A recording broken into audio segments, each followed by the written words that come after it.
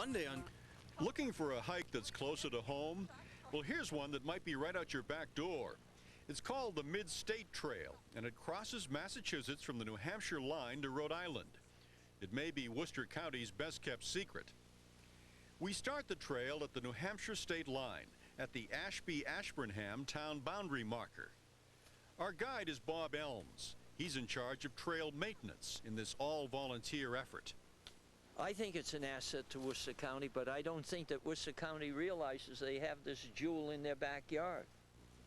The Midstate Trail is over 92 miles long, and it's marked by these yellow triangles. Heading south, it soon reaches the summit of Mount Watatic. From these open ledges, you'll see some of the best views of central Massachusetts and southern New Hampshire. The northern section is, I consider more pretty, more the prettiest area. It's more up and down, it's rockier and hillier. About 20 miles farther south, the trail emerges on top of Crow Hill in the Leominster State Forest. This is not a camping trail.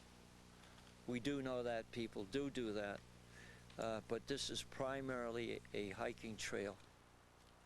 A mile farther, Bob passes Redemption Rock, where Mary Rowlandson was released from captivity under King Philip back in 1676. Soon the trail climbs to the top of Mount Wachusett, once called the Observatory of the State by Henry David Thoreau. Here you can see across the length of Massachusetts, from Mount Greylock in the Taconic Range to the skyline of Boston. This mountain was once the southern end of the Midstate Trail when it was first constructed in the 1920s. It wasn't until the 1970s that the idea of extending this trail to Rhode Island started to become a reality. At Barry Falls Dam, meet up with Stan Whitman, one of the founders of the Midstate Trail. Using his legal background in real estate titles, he helped research and locate nearly 70 miles of trail to the south. I'm 89 years old. I've been working on this for 29 years. I still get out and hike it. Not as vigorously as I used to, but I still want to go. Negotiating with landholders has placed the trail in some fascinating territory. Hidden deep in the woods of Oakham, you'll pass Samson's Pebble, a giant gift left by a glacier. You might attract some bovine attention as you cross over scenic Moose Hill on the Spencer-Leicester town line. But what you'll find on the trail in Charlton will surprise you. The Midstate passes under Route 20 in a cow tunnel. The tunnel had been unused for years. Now it's been reconstructed by the state for use as the hiking trail.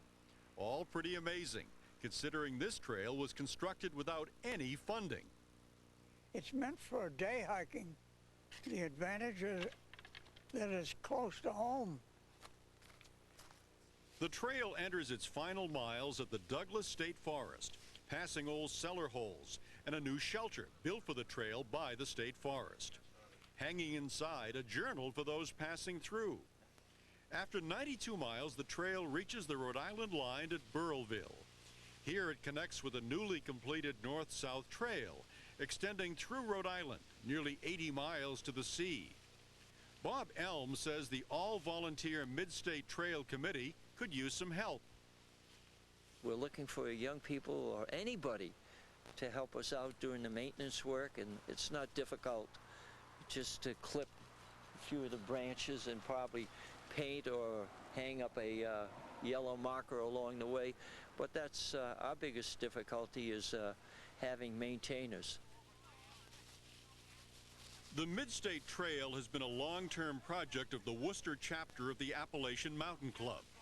The Trail Committee raises a few dollars through the sale of their guidebook. They've sold several thousand. They also sell this patch. Every year beginning in June, they sponsor a series of free end-to-end day hikes. Information about the trail can be found at their website, midstatetrail.org. I think the people you see on the trail are entirely different than the hustle bustle of our big cities or towns. It's peaceful and quiet. And it's a good learning experience out here. Come out and enjoy it. That's the best I can say. The peace and tranquility of Worcester County, all for free. Just follow Stan Whitman's advice. As we say, follow the yellow triangle. Follow the yellow triangle.